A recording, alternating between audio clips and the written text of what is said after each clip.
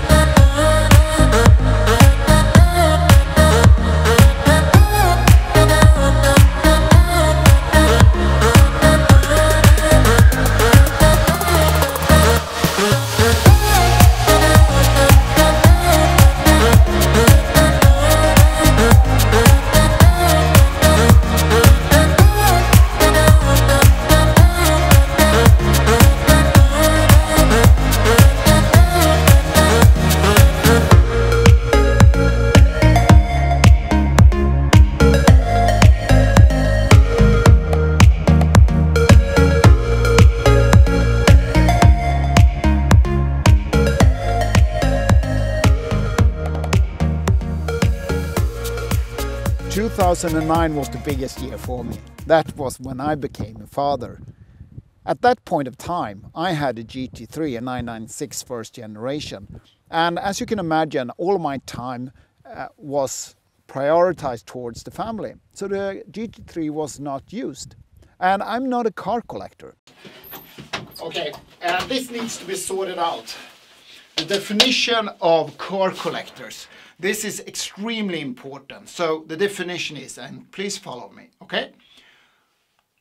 If you are a car collector, it's like meeting up with Angelina Jolie or Brad Pitt if you are into male gender. And you fall in love with her and she falls in love with you and you carry out and you're getting married. Okay, so far so good. So you're connected, right? And then when you watch her in your wedding night with this beautiful wedding dress and you know, you can do your imagination of what you're seeing. At that moment, you look Angelina Jolie into her eyes and you say, Angelina, I'm totally sorry, we are not ever gonna have sex. That's the definition of car collectors. I couldn't find any other more a way of insulting the engineers at car manufacturers than to become a car collector. That's outrageous. Okay? So in terms of Porsche, they have sorted out. First of all, they have a Porsche museum. So if you are a car collector, sell your cars immediately to Porsche museum so everybody could watch the paintings. If not, let's say that you still want to keep your car, then we have Porsche Classic. All vintage car can still be provided more or less with all spare part needed, and the expertise are gathered in Porsche Classic. So if you have a vintage 911, drive it. I have met so many car collectors that claims that they drive their cars, but they don't. They mostly gives Angelina a kiss on the cheek. Now when we have sorted out the definition of car collector, I'm going to tell you what I did. I tried to figure out which car to have, and I bought everything from BMW station wagons to S-Class. And suddenly when I walked into the Porsche Center, I realized that the Panamera is the sports car for me as a father to have. 3 Panameras later and 3 Cayenne later, I still love those, especially Cayenne that you already knows. And that's why these vehicles are so important. For those that love driving but still want to prioritize the family and the love that comes with it. I'm kicking around with my foot, trying to open the trunk, but this car is not equipped with it. Actually, it is not equipped at all, and that's the whole point. I really love to have access to this car because nobody shows a base model with very, very little equipment. It doesn't have much at all, but it creates a great family car at a, well, from a bit of perspective, low price.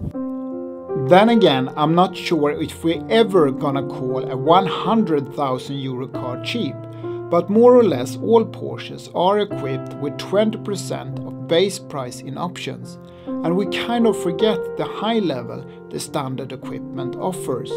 The Panamera I'm testing impresses me with the lack of equipment. Before you get too enthusiastic ticking in all options in Porsche option list and draining your wallet as a consequence, take your time and understand the high level touch and feel the standard equipment, and perhaps most important, try to figure out what's really important for you and your family. Buying one of the most attractive brands in the market gives a financial side when it's time for you to sell your car. But please remember, you're not going to get paid for all the options you take. There are, as always, exceptions, those that enhances the Porsche DNA, rear-wheel steering being one of them. The engine in this car from Audi, a 3-liter engine with 330 horsepower, is doing a great job when I'm driving around the highway or if I'm cruising inside the city. Where I'm having a bit struggling with the engine is when I switch over to more active driving, or sportier driving if you would like. What's happening is that I cannot feel the connection towards the torque curve, and when I have the PDK gearbox in manual mode, I kind of having issues to feel when it's time to switch gear. Also, the red marker starts or indicates 6,900 revs, but accordingly to the rev limiter, it kicks in at 6,400 or 6,500. I'm not sure where that is going, but I kind of would like to have a better connection with the engine when I drive in a more sportier way. And I'm not sure how to fix it and if it is possible to fix it, but it kind of feels like Audi has created a smooth, elegant engine for a daily driving, where it kind of misses out a bit in the more active driving. I'm not saying the engine is not good at it. I'm saying that I'm having difficulties to connect with it. And 5.5 seconds up to 100 in an entrance model like this in the Panamera, I feel that is quite good numbers.